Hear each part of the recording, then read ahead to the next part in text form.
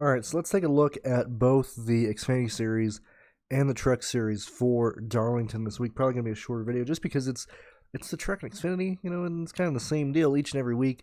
Now, entering the Truck Series race, first and foremost, every race has an opportunity to be a wreck fest. Okay, I don't necessarily like going out of my way to build lineups related to a wreck fest, only because I already just have enough with the super speedways, and if you're not like you still need the lap leaders, you still need the guys who are going to be up front. You know, building for a wreckfest just means that your guys like that you hopefully get lucky and you don't get the guys who spin out or get wrecked and everything like that. So going into Darlington, I understand we had the whole shebang on the French straightaway last year on the restart. However, I'm not like chasing after that type of race. Okay, I'm going to just build Darlington lines for the truck series like it's going to be a regular race. And specifically looking at Chastain, John Hunter Nemechek, Ryan Preece, Chandler Smith, Zane Smith. These are the types of guys that we're going to be seeing up front. When we look and going back to kind of touching on what I touched on for the Cup Series, the last. I mean, we haven't been to an intermediate track since Las Vegas, and we do have an idea of who's going to be fast, just based on the teams and the fact that we have a little bit of practice for these guys. However, it's not going to be much of anything. But the KBM truck's going to be up there. We can argue that Ben Rhodes is most likely going to be up there. Same thing with Ryan Preece. Um, but really, I think it's Chandler Smith, Corey Heim, um, John Hunter Nemechek, Zane Smith, Chastain, and Rhodes as your main guys that you want to chase to lead laps and stuff. But this is gonna be a track where we're gonna have these guys qualify, and they're gonna be qualifying very close to where they should be in terms of speed, in terms of where they should be finishing. In all likelihood, just due to the fact that some cars are just not going to carry speed through these quarters. Certainly, when you're looking towards the middle of the field and towards the back half of the field, um, sure, if you're building for a wreck fest, you're going to be playing guys that are going to be pretty ugly, just due to the fact that I believe that we're going to see a huge gap, probably a huge fall off between probably 18th of the qualified and to last. Just I think it's going to be absolutely huge. And so when we're looking at the guys that I think I would have focused on and the guys that I would have looked at it being fast, it's John Nemechek, had the third best car at Las Vegas. We look at Chandler Smith, had the second best car at Las Vegas. The guy who had the best car was Kyle Busch, and he's not in the race. And so, right here, right now, I'm looking at Chandler Smith, $9,800 as a huge misprice, at least in my opinion, of where they are. Not only is Chandler Smith actually getting more experience racing more intermediates lately, but I just like Chandler Smith at $9,800. I think it could be it in my opinion it should be Nemechek and Smith on the front row, and I am very tempted to lean on Chandler Smith here because of the speed that he has showed not only last year and the improvement that he showed last year, but what he showed out of the gun right now. And then clearly John Nemechek is just John Nemechek. 11-2, very much could contend for the race. Those are the two main guys that I'm focusing on. We could look at as we go through the field, we can look at other guys that should carry speed that should allow us to be able to play either both John Nemechek or Chandler Smith based on the speed that they've showed. It's certainly Stuart Friesen. Friesen should have a top 8 car in this race. We'll see in practice and we'll see where he qualifies. So if I'm saying a top 8 and he qualifies 12, I think he's looking like a pretty good play. Same thing with Enfinger. Matt Crafton, I'm worried that Crafton just gets stuck running ninth all day. Same thing with Parker Kligerman, to where he just ends up running between 12th and 6th all day. Christian Eckes I believe he's back at ThorSport at this race, correct? Mike Curb, he is not. He is just with blank on who Curb is. Let's look real fast. Hold on. Let's see, Eckes, where you at, my boy, my main man, my main squeeze? Where you at? Christian Eckes. No, he isn't. What the hell? Why is Curb listed as the owner of the 98? That's very interesting. Um, Either way. Um, Sorry. trying to blow my nose and stuff. Let me see here. Anyway, Christian Eckes. I mean, when you look at real rate as a whole this year, I mean, certainly, we can't really throw at Bristol Dirt a whole lot. But at least showing speed throughout the course of the event, certainly at Martinsville, is interesting. I'm not saying that's going to translate the speed wise, but we've only been to two real tracks, ladies and gentlemen. Daytona doesn't count. Atlanta doesn't count. Kona doesn't count. That's a road course. Bristol Dirt doesn't count. We have Las Vegas and Martinsville. Really, nothing to lean on. I'm looking at the speeds that these cars showed at Las Vegas. That's the main takeaway for the Truck Series, just because we haven't been to an intermediate track since that was in February, either late February, early March. It's May 5th, man. It's been a while since we've seen these cars at an intermediate track. So that's why I'm focusing on the guys who showed speed at Las Vegas. And not necessarily who finished well in Vegas, because Vegas did get stupid at certain points. I'm just looking at where these guys were in terms of speed. Like Hocevar is showing speed. I don't know why Hocevar keeps being priced so low. Akram, Tanner Gray. I try to get off the chalk at Tanner Gray, but look, he's backing up the speed at $7,500. I don't know why Todd Bodine 74. I guarantee. How many times did Todd Bodine wreck at Las Vegas? How many yellows did he bring out? I'm throwing. Todd Bodine will bring out 2 yellows. I bet you Todd Bodine gets in the wall in this race. I guarantee you, ladies and gentlemen. When we get down to the 6K ranges, guys that stand out to me right now, certainly Haley Deegan, Austin Wade Self, Timmy Hill.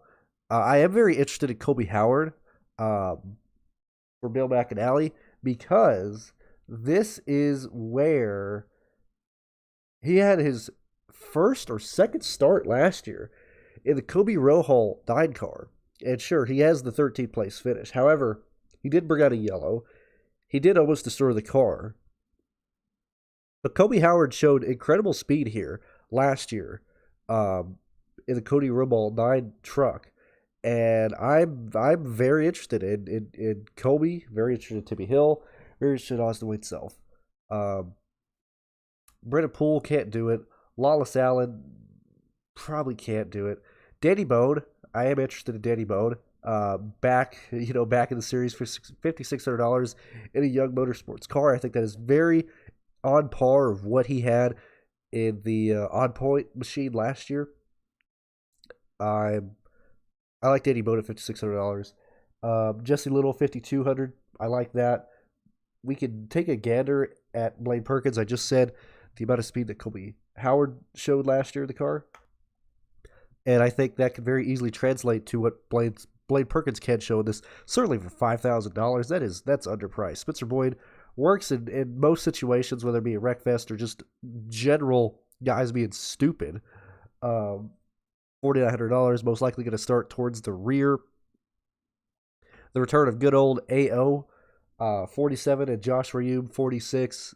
Fine with either of these guys, to be honest with you. If you're building a line and you need minimum salary, I think it's going to be fine. I think there will be enough DNFs to make these guys viable if they start towards the end of the field, because even if this race doesn't become a wreck fest, look, the Truck Series generally has around 6 to 7 cars not finish the race. And so if you're starting dead last, it's easy to project you to at least pass 6 cars, just maintaining pace and not getting black flagged or anything off the track. I do apologize. I'm not going deep into Las Vegas, as you can hear and as you can see. Just audio only today. I woke up Thursday. I don't know. I've had this for like a week now. It's not COVID. Just a regular cold. I was fine yesterday. Getting better Tuesday. Woke up this morning and started feeling bad again. So keep that in mind. I do plan on doing live shows this week. I'm doing this very early on Thursday morning so I can just rest for the rest of the day. So I can get ready to really work tomorrow. But that's really it for the Truck Series. Main takeaways. Just look at the speed that they had at Las Vegas. I don't believe we're going to have massive gains and losses in terms of what these cars had in terms of speed. We can look at what these guys are showing right off the trailer, but I'm leaning on Las Vegas. I'm fine with that. In terms of Xfinity, luckily we have both Dover and Las Vegas to look after. When we look at the guys who were fast in both those races, It's Noah Gragson, okay? It's Ty Gibbs. It's Justin Allgaier. Three main guys who have been fastest in and out of these races. Excuse me. Fourth fastest is going to be Josh Berry.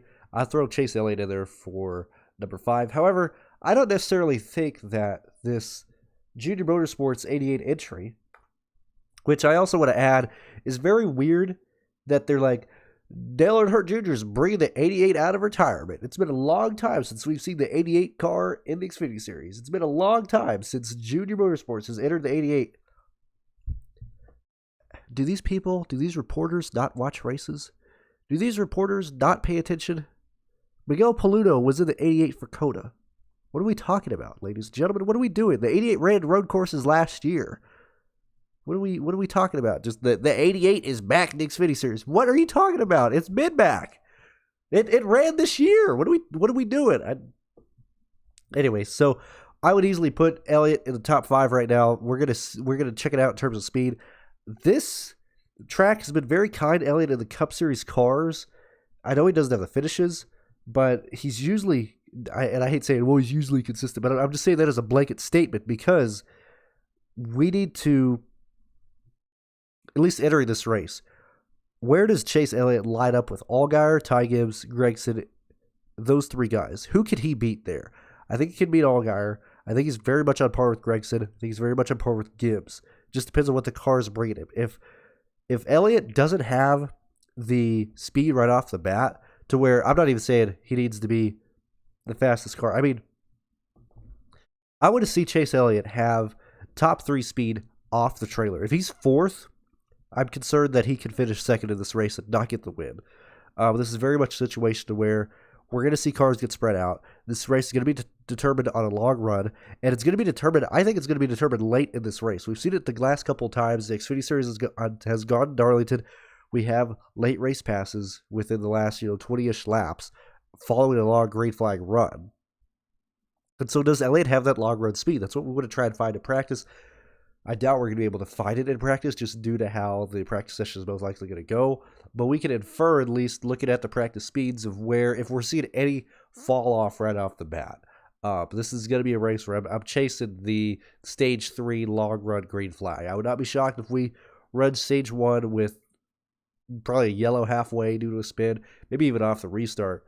But stage 3 is going to go green in my opinion. That's what I want to aim for. And if you notice, I always say that. I'm always aiming for the run in stage 3, and I've had people ask me, like, why do I project for just stage 3? Why am I projecting for that long run in stage 3? Why do I not, project for guys to gain the positions right off the bat and everything? Well, I mean, the reason I do that is because the race is going to go green at some point. Despite the fact, yet again, as I kind of said with the Wreckfest situation that we had last year at Darlington in the Truck Series, yeah, sure, that is always a possibility, but like, I don't want to aim for that type of stuff. I want to use the data that we have available, and that data is long run speed, green flag speed, what this race can do if it doesn't go into yellows. That's why, as a DFS player and as a racer, you should like it as well. I know Pocono's hard to watch, but that's a real race, okay, a real driver's track. Darlington and any green flag race that gets boring is what you want, because it's easy to project, it's easy to look at, it's easy to say this is what's going to happen. Like Martinsville in the Cup Series, man. I know everybody came back and was like, wow, that was the worst fucking Martinsville race of all time. That's the worst Martinsville race we've seen in however long. And I'm like, dude, that was the best Martinsville race imaginable. Nobody was able to pass. The guys that I played were up front because nobody could pass. It ran fine. And so I'm always looking at green flag speed, trying to aim for the guys who can finish up there in stage 3. And because I project for stage 3, I have to lock off at least half the field being trapped a lap down, certainly at Darlington, to where, the 2 miles and tracks that are very technical like this, to where you need a setup that is going to help you through the corners. Otherwise, you're going to be doing some slow times. It really leads to, up to 14 cars finished on lead lap, to where guys that are fighting for, really 28th to 22nd might be in danger of going 2 laps down at a race like this, just due to the huge gap in speed between the cars to where you're going to have some of the leaders probably running like 32s, 31s, and you're going to have other guys running 34s, 35s right off the bat, and they're going to be at a significant disadvantage. And it takes them, well, that'd be like 20 laps to start really going laps down. Yeah, like so.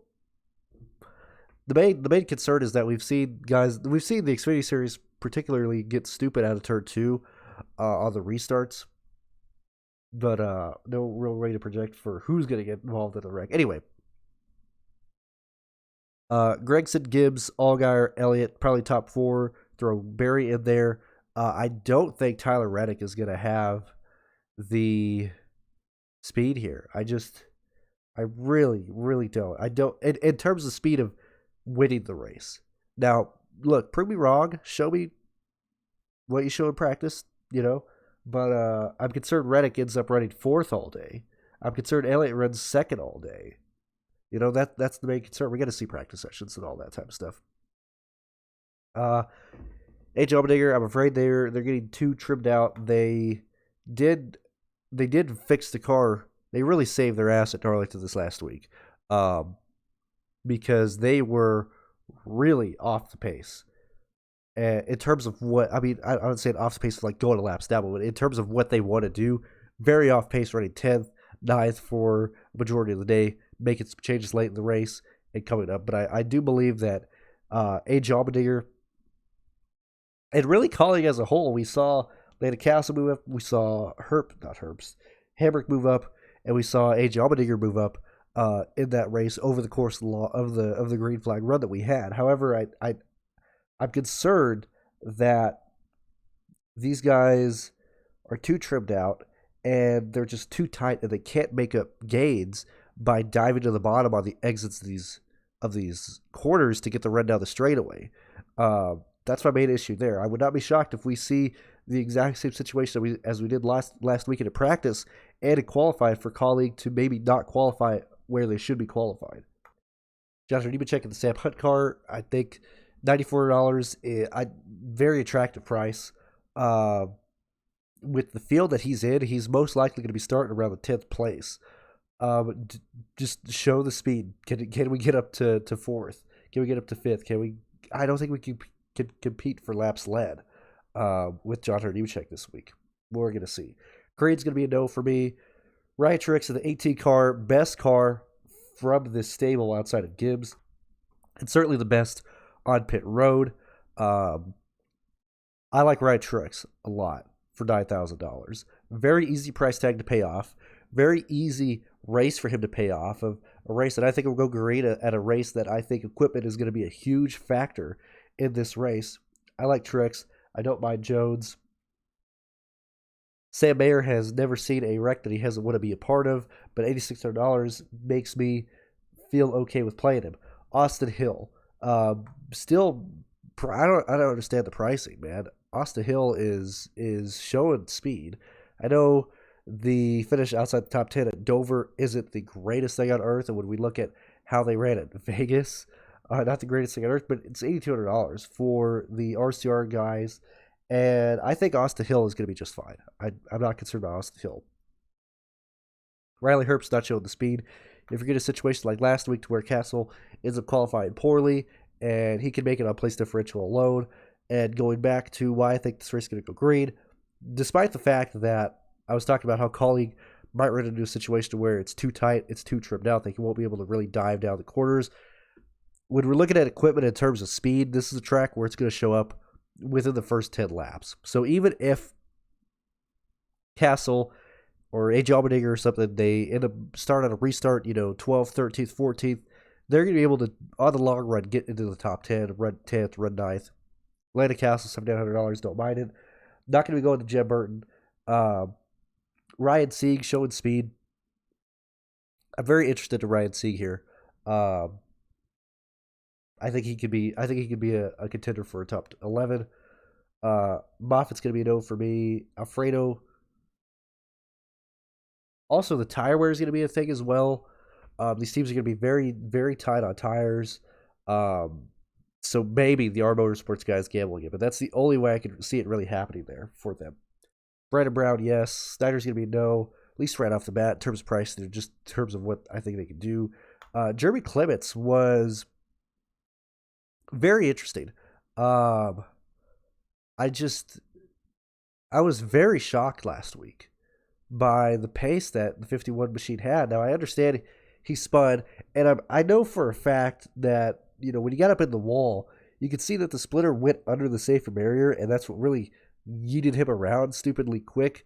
I assume that just absolutely destroyed the aero on the car, because Clements went over the radio and said it was killed following that wreck, and I just assumed that it was the friction caused between the splitter going under the safer barrier and just yanking the car around that fast.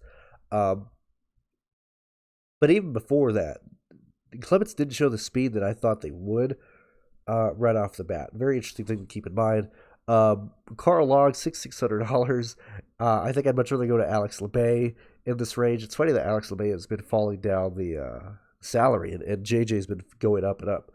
Kyle Weatherman, Jesse Wujikar, I think it's going to be at a disadvantage in this race in terms of speed in the long run.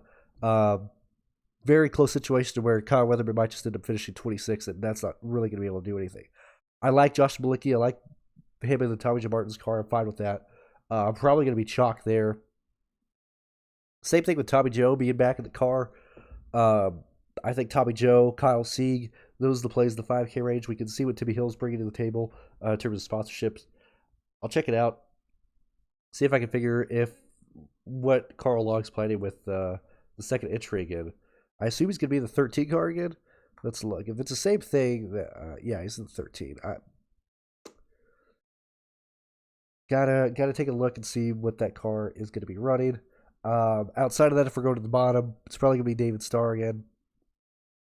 Bailey, why is Curry so cheap? Why did Curry drop so much here? He's at 46. Is this crazy? Is it insane? What is going on here? It's going to be a really interesting. I don't know why they placed Bailey Curry so cheap. I looked at the price earlier, and I didn't notice that Curry is so. Well, see that's an absolute disaster. That's not good at all. Massive misprice. My apologies. Sorry that I'm getting to it at this point. Bailey Curry, $4,600 is going to be very easy to get to the 10K guys in your line. Very easy to do that. Curry is most likely going to be the chalk play. Oof, man, that really changes my. How did I not notice that earlier? Oof. Wow, that changes a lot of stuff. Yeah, Bailey Curry is severely mispriced. That's a gigantic misprice.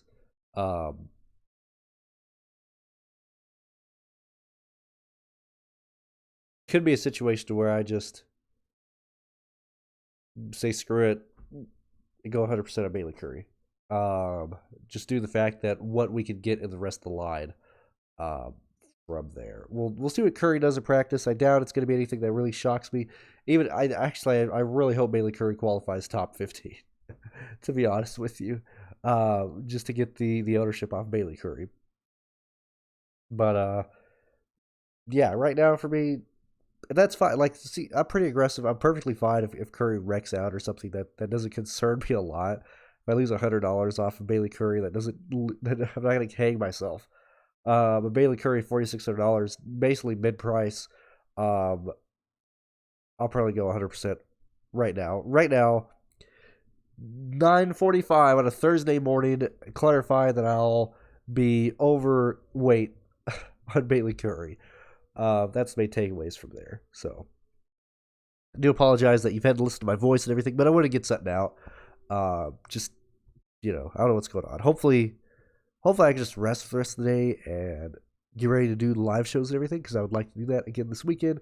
But thank you guys for listening, and I will talk to you guys later. Thank you.